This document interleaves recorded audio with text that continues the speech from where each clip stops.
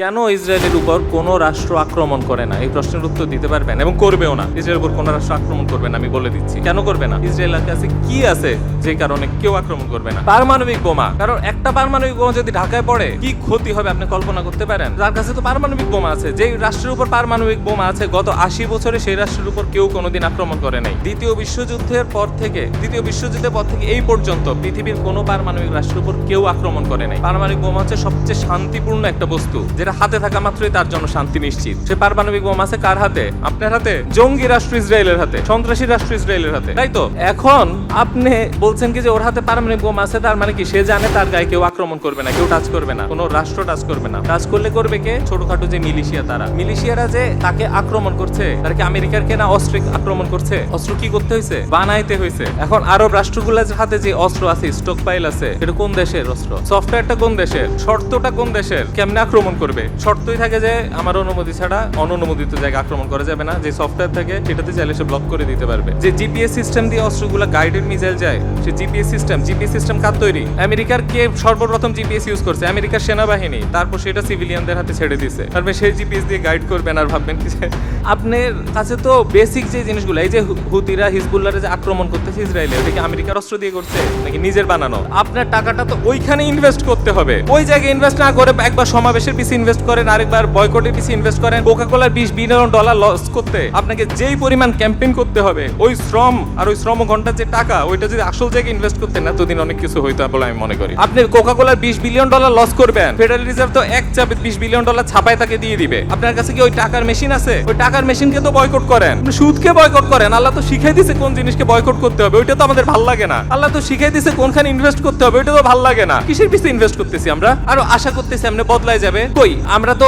যখন একটা সমাবেশ করি তখন আমাদের মাথায় থাকে যেন ওই গুরুদের কাছে যেন ভাবমূর্তি ক্ষুণ্ণ না হয়। সারাক্ষণ তো এই ভয়ে থাকি। ওই নেতিয়াহুকে একবার ভয় পাইছে, সারা বিশ্বের কাছে আমার ভাবমূর্তি নষ্ট হবে, সেই জন্য গাজার 1 ইঞ্চি জমি আমি ছেড়ে দিব। আজকে নেতিয়াহু বীর দর্পে গাজার বুকে হেঁটে বেড়াইতেছে, আমি ভিডিও দেখছি। সে গাজার মাটিতে হেঁটে বেড়াইতেছে নতুন দখল করা জায়গায়, বীরের মতো। এর জন্য কি তাকে কম অপমানিত হইতে হয়েছে? এর জন্য কি ইসরায়েল জাতিকে কম ত্যাগ করতে হয়েছে? তাদের অর্থনীতি পুরো ক্ষতিগ্রস্ত হয়েছে। তারা কি ক্ষতিটা নেয় নাই? তারা কি রক্ত দেয় নাই? তারা রক্ত দিয়ে অপমানিত হয়ে ক্ষতিগ্রস্ত হয়ে ঠিকই দখল করে ছাড়ছে, অধিকার ছাড়ে নাই। আর আমরা অপমানিত হব না, অর্থনীতি ক্ষতি করা যাবে না, আরে ভাই কোনো ত্যাগ করা যাবে না। সেই জন্য কি আজকে আমরা কাঁদতেছি, ওরা হাসতেছে। আপনি যদি সুন্নতকে দেখেন, যে সুন্নতটা আমরা ছেড়ে দিছি সেটা সে গ্রহণ করে ফেলছে, সেই জন্যই সে দখল করতেছে আর আমরা দখল ছাড়তেছি। রাসূল সাল্লাল্লাহু আলাইহি ওয়াসাল্লাম কি কখনো বলছে মক্কার কাফেরদের কাছে ভাবমূর্তি যেন থাকে, সেই জন্য আমি যুদ্ধ করে নতুন জমি এক্সপান্ড করবো না, সাম্রাজ্য ছড়াবো না? বলছে? রাসূল সাল্লাল্লাহু আলাইহি ওয়াসাল্লামকে মানুষ গালি দেয় নাই? তখন বলে নাই যে তুমি তো যুদ্ধ করে দখল করে ফেলতেছো, তুমি তো সাম্রাজ্যবাদী, তুমি তো কিসের ধর্মনেতা হইছো? মানুষ কি তখন এভাবে চার্জ করার চেষ্টা করে নাই? তো রাসূল সাল্লাল্লাহু আলাইহি ওয়াসাল্লাম কি বলছে? না আসলেই তো ঠিকই তো, আমার ভাবমূর্তি রক্ষা করতে হবে, আমি শান্তিপূর্ণভাবে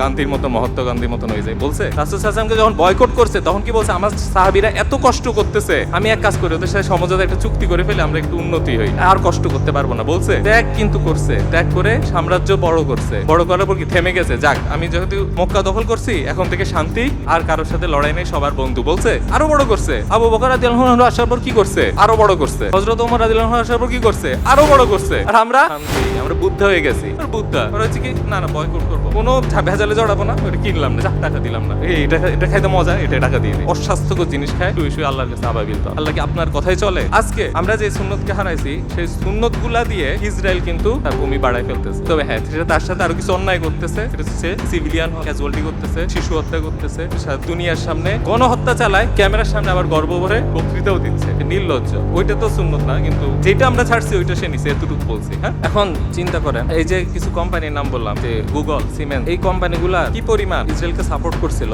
একটা প্রমাণ দেয়। ইউরোপে যে সবচেয়ে বড় টেক সামিট হয়, ওয়েব3 সামিট, এই সামিটে যে হোস্ট, সে একবার বলছিল যে যুদ্ধাপরাধ তো যুদ্ধাপরাধী, এবার যে পক্ষই করো, যদি ওই পক্ষ করে তাও যুদ্ধাপরাধ, এই পক্ষ করলে যুদ্ধাপরাধ, আমরা তো যুদ্ধাপরাধের বিরুদ্ধে কথা বলতেই পারি। শুধু এই কথা কেন বললো? সেই জন্য গুগল আর সিমেন্স ওই সামিট ত্যাগ করলো, সেকুয়া ক্যাপিটাল ওই সামিট ত্যাগ করলো, তারপরে ফেসবুকও ত্যাগ করলো। এদেরকে এই যে এইসব কোম্পানিগুলা এইভাবে ওপেনলি একটা অপরাধীকে সমর্থন করলো, এবং এর কারণে ওই পুরো মনে করেন অনুষ্ঠানটাই বরবাদ হয়ে গেল। ওই কোম্পানিগুলার ইনভেস্টরকে আপনি যদি দেখেন, আমাদের মধ্যপ্রাচ্যে যে তেল সমৃদ্ধ রাষ্ট্রগুলো আছে, আর ওই কোম্পানিগুলার একটা বড় ইনভেস্টর, এবং আমেরিকা যে ছোট কোম্পানি আছে, এমনকি আমেরিকা সরকারকে কে ঋণ দেয়, ওই লিস্টেও আমাদের মধ্যপ্রাচ্যের রাষ্ট্রগুলোর নাম আছে, এমনকি বাংলাদেশও আছে। কিভাবে? বাংলাদেশের ডলার রিজার্ভ করে সঞ্চয়পত্র কিনে না, আমেরিকা সরকারের সঞ্চয়পত্র, ওইটা হচ্ছে আমেরিকা সরকারকে ঋণ দেওয়া। ইসরায়েল ভালো করে জানে তার উপর কেউ কিছু করবে না, তার আছে পারমাণবিক বোমা, আর আমাদের আছে কি আবেগ। যখন মানুষ খালি হাতে লড়াই করতো, তারপরে হঠাৎ করে একজন তলোয়ার আবিষ্কার করলো, তখন কি আপনি বলেন যে আমি খালি হাতে লড়াই করবো, তুই তলোয়ার নিয়ে আয়? আপনি কি করতে হয়? তলোয়ার বানাইতে হয়। যখন মানুষ পিস্তল আবিষ্কার করলো, তখন কি আর তলোয়ারের যুগ থাকলো? তলোয়ারের যুগ কি শেষ,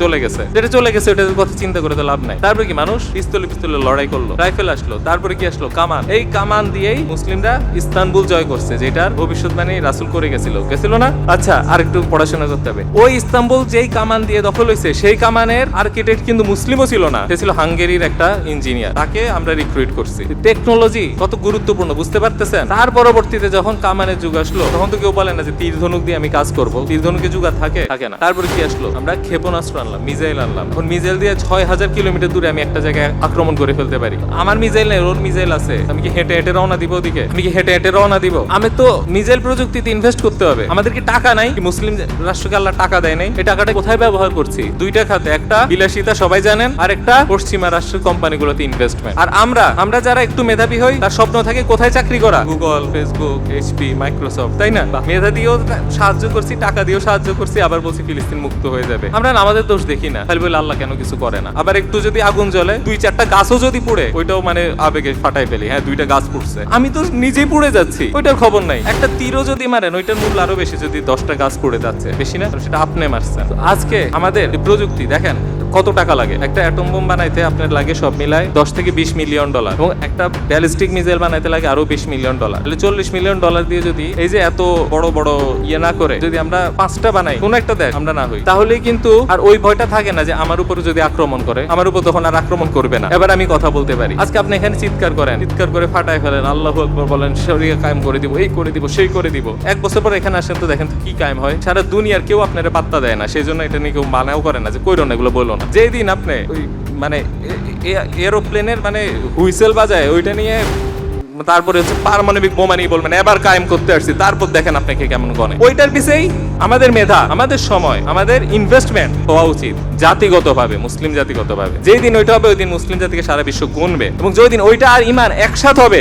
সেই দিন হবো ইনশাল্লাহ আমরা সবচেয়ে শক্তিশালী একটা জাতি। শুধু একটা দিয়ে হবে না, 2টা যখন একসাথ হবে, তখন হচ্ছে কি আমরা হবো সবচেয়ে শক্তিশালী একটা জাতি ইনশাল্লাহ। এরপরে যে কাজটা করতে হবে, যে রিফর্মটা, সেটা হচ্ছে অর্থনৈতিক রিফর্ম। আমাদের যে ইন্টারন্যাশনাল ট্রেড হয়, আমাদের যে ব্যাংকিং ব্যবস্থা, এগুলাকে রিফর্ম করে, আমাদের যে ট্যাক্স ব্যবস্থা, এটাকে রিফর্ম করে আমরা কিভাবে করব, যেটা আল্লাহ এবং রাসূল চায় সেইভাবে আমরা করব। এবং আল্লাহ রাসূল কিভাবে চায়, সেই আলোচনাটা চাইছিলাম আজকে, এই একটু পরে যদি সুযোগ হয় আবার করব। সংক্ষেপে বললে, আমরা প্রযুক্তিগতভাবে যেমন স্বাধীনতার স্বপ্ন দেখি, এই অর্থনৈতিকগতভাবে একটা স্বনির্ভরতার স্বপ্ন আছে, সেটা আমাদের অর্জন করতে হবে ইনশাআল্লাহ। সুযোগ পেলে কোনো একদিন বা কোনো এক সময় আলোচনা করব। প্রযুক্তিগত স্বনির্ভরতা, স্বাধীনতা মানে এই না সারা দুনিয়া থেকে বিচ্ছিন্ন হয়ে যাব, কিন্তু সারা দুনিয়ার সেরাটা আমাদের কাছে যেন থাকে, এবং আমরা যেন আমাদের সেরাটা দিয়ে নিজেদের যে স্তম্ভ সেটা যেন নির্মাণ করতে পারে। তাই তো অর্থনৈতিকভাবে এটা করতে হবে। একই সাথে যখন অর্থনৈতিকভাবে আমাদের স্তম্ভ থাকবে, ইমানের স্তম্ভ ঠিক থাকবে, এবং প্রযুক্তি এবং সামরিক প্রযুক্তির স্তম্ভ ঠিক থাকবে, তারপরে হচ্ছে কি যে একটা পূর্ণাঙ্গ জাতি হিসেবে, শক্তিশালী জাতি হিসেবে সারা বিশ্বে জানান দিব ইনশাআল্লাহ। তার আগ পর্যন্ত শুধু কথা বলে কিছুই হবে না। সবশেষে আরেকটা কথা বলতে চাই, সেটা হচ্ছে আজকে আমরা যে হীনমন্যতায় আছি, সেই হীনমন্যতাটা ভয়ঙ্কর। দেখেন, হীনমন্যতা থেকে বাঁচার জন্য খুব যে বেশি টাকা প্রযুক্তি প্রথমেই লাগে তা না। প্রথমে কি লাগে? নিজের আত্মপরিচয় সংকট থেকে বাঁচা এবং নিজের স্বপ্নটাকে ঠিক জায়গায় করা। ধরেন আপনার এখানে